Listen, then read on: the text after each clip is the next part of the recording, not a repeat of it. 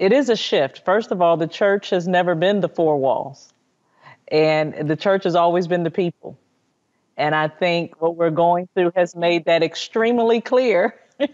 So we're kind of catching up where God is already at, even when we talk about the global, God has always thought global. We've limited him by our programs and what we think. And I think this shift is just shifting our mindsets to where God is he's already there. And so I'm excited about what I'm seeing. I'm excited about even the shift in my thinking, in my heart, and in each one of you. And as the body of Christ, the body of believers, can you imagine all of us thinking actually the way God is thinking? It's going to be amazing. It's going to be a revival like we've never seen before, because I do believe it will be a new norm. I don't ever want us to go back the way we were before Corona. So I'm just believing that this situation would take us, should I say, on the other side, will be stronger than we've ever been before. We understand that we need one another. We're better together. I think we would say that, but never really believe that. And it's time for us to really know that. I need you. I need Nicole. I need Natalie. I need Laurie. I need Tasha. I need my brothers and sisters. And this has been God's heart all along. He's using technology to kind of to get us to catch up. And I just love that so much, because don't you see that this is such an example? Just this one thing is an example of how God is true to his word. I think about how often that technology has been used for evil. Like we think about the dark web and so many things on the internet that through the last several years have actually been so evil. We think about the addictions that come as a result of technology. And yet, what the enemy meant for evil, God will use for good. And I feel like this is a perfect example of how what might have been used for evil is now being used to reach more people for the gospel than ever before. And for me, I take heart in that, because not only is that globally, that means that he does that for us personally. And so if you're watching, that means in this moment you can say, okay, see, I'm now seeing right now a living example of how sometimes what the enemy wanted for evil, God will use for good. He's always true to his word.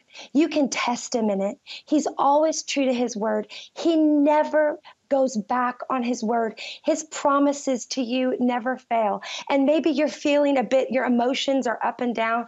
Girl, if they are, you're just like me. My emotions are up and down all the time. That's why I love to read the Psalms, because the writers of the Psalms were emotional basket cases. It was either amazing, life was so awesome, or God, why have you forsaken me? Why have you shut the door on your kindness? I mean, you can read through the Psalms and go, I see myself in that, because I'm emotionally up and down. But I want to remind you that our emotions do not determine our God, that he is who he is, even if you don't feel him in the moment, that God is always true to his word. And it might not always be in our time. He never promised that the storm would stop. He just promised that he would be an anchor in the midst of every storm that we face.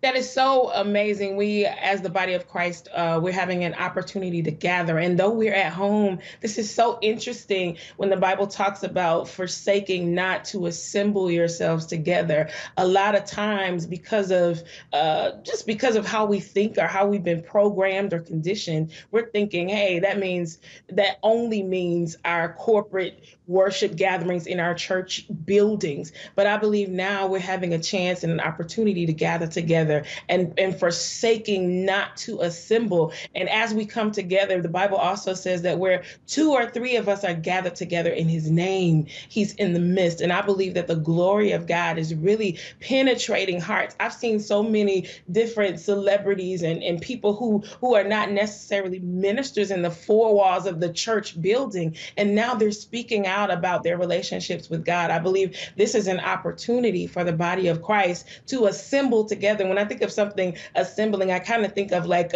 maybe like a puzzle where you find different pieces that come together to make it one, to make it whole. And I believe that we are really now assembling together. We're finding our different creative genius ideas and we're pulling it together. Just even now, like what we're doing right now, we're in our different places, Nashville, Greenville, Dallas, but we are assembling right now, and the body of Christ is becoming one, it's becoming whole. And I so believe in my spirit that we are making such a huge statement for Jesus Christ, that hey, that void that you've been sensing, that place that you feel empty, no matter how much money you have, no matter how big your house may be, and you still feel empty, the person who fills that space is Jesus Christ. And I think another thing with COVID is kind of just level the playing field, because it doesn't matter your class, it doesn't matter where you were born or what your race is or what your age is. Everybody now is in this place where, wow, this could hit me, or wow, this could be me, and they're looking for something to fill that void or to ease that anxiety.